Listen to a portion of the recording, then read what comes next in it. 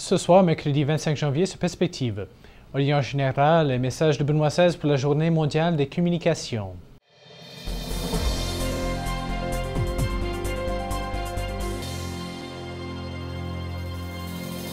Bonsoir, mesdames et messieurs, et bienvenue à Perspective. Lors de l'audience générale aujourd'hui, Benoît XVI est revenu sur la prière sacerdotale de Jésus, qui se trouve dans l'Évangile selon saint Jean.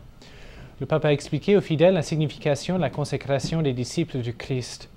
Consécration implique l'idée de séparation en vue de se donner totalement à Dieu. Toutefois, la séparation des disciples du Christ est accomplie afin d'être envoyés en mission. Par cette mission, les gens sont rassemblés dans une foi commune qui montre ainsi l'importance de l'unité des chrétiens pour l'authenticité de l'annonce de l'Évangile. Voici un extrait de l'audience générale. Chers frères et sœurs, nous méditons sur la prière sacerdotale de Jésus qu'il a adressée à son Père à l'heure de sa passion.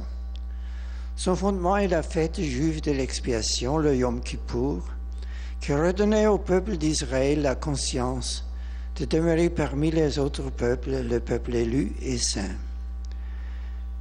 Jésus se présente à son Père comme prêtre et victime. Il prie pour lui-même, pour sa glorification, en demandant d'abord la pleine obéissance au Père. Puis, il prie pour ses disciples qui doivent poursuivre la mission de manifester le nom de Dieu aux hommes. En Jésus, Dieu s'est fait proche de l'humanité d'une manière nouvelle. Et Jésus demande que ses disciples soient comme lui, consacrés. Être consacré, c'est être mis à part pour être tout entier donné à Dieu. Et c'est aussi être envoyé, car celui qui est consacré existe pour le monde, pour les hommes. Il est à la disposition de tous. Aujourd'hui, l'Église célèbre la fête de la conversion de saint Paul apôtre, qui jouait un rôle clé dans l'annonce de l'Évangile aux païens dans l'Antiquité. Cette fête marque aussi la clôture de la semaine de prière pour l'unité des chrétiens.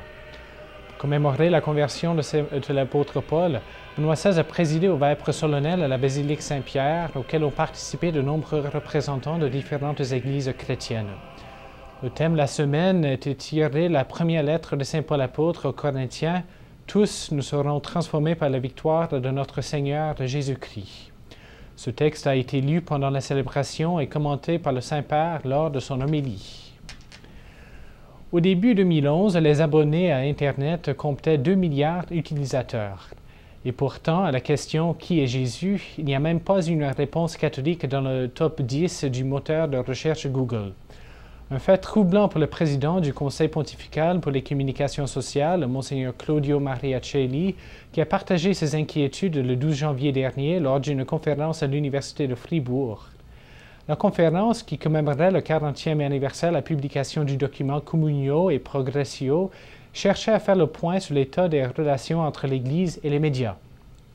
Monseigneur Celli estime que sur le plan de la communication, l'Église est souvent en retard. Pour faire des avances dans le domaine des communications, l'Église doit non seulement apprendre des nouvelles technologies, elle doit adapter son langage afin d'être capable de communiquer avec la culture des nouvelles générations. La conférence a proposé une réappropriation du document Communio et Progressio afin de mieux créer cette ouverture de l'Église au monde des communications. Toujours dans les communications, hier, Benoît XVI a prononcé son message annuel pour la Journée mondiale des communications. Le Saint-Père a souligné l'importance des réseaux sociaux ainsi que les moteurs de recherche, mais il a noté que le silence est devenu plus essentiel de nos jours. Dans un monde où les gens sont bombardés par toutes sortes de questions, le silence aide à discerner entre ce qui est important et entre ce qui est inutile. Le pape a consacré une grande partie de son message au rapport entre le silence et la parole dans la communication.